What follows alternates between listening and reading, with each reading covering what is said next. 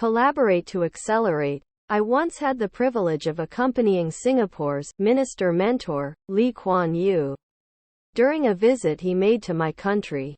While we were touring King Abdullah Economic City, a place I describe in Chapter 12, Imagine the Next Big Thing, I asked him how he managed to move Singapore from a subservient British colony to one of the top-tier independent economies in the world in the space of a single generation. By way of an answer, he shared an interesting story. He told me the tale of the leader of a Southeast Asian country who decided to create a documentary about his nation as a promotional tool. Everyone loved the idea, so he suggested that he himself should be put at the helm of the production. He should be the director of the documentary because, after all, no one else knew the history of the nation quite like he did. In fact, he should also be the scriptwriter, because no one else could capture the voice of his nation better than he could. He followed up by suggesting that he be the lead actor in the documentary, because he represented the people of his nation. In fact, he thought that playing the role of the cameraman would allow him the ability to film his country through his own lens. And on it went. Do you know the fate of this country? Kuan Yew then asked me.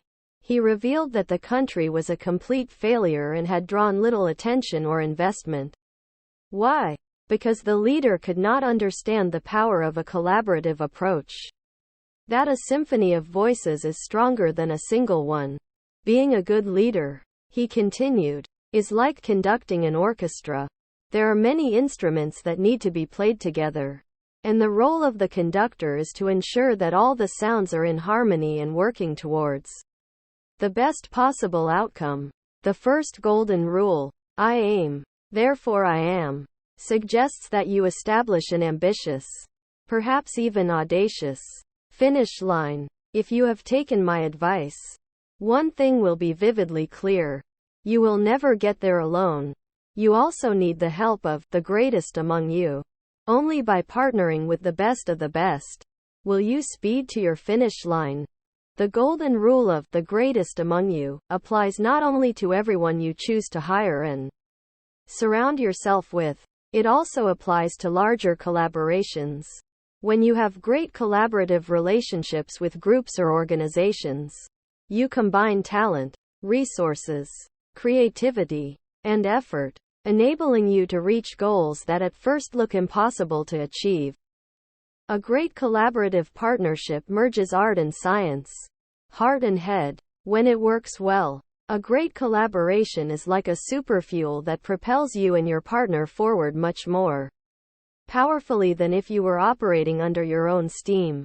But there are pretty strict rules for good collaborations. To make them work well, you need to be thoughtful and deliberate. In this chapter, I offer some steps for collaboration that will accelerate your progress toward your finish line.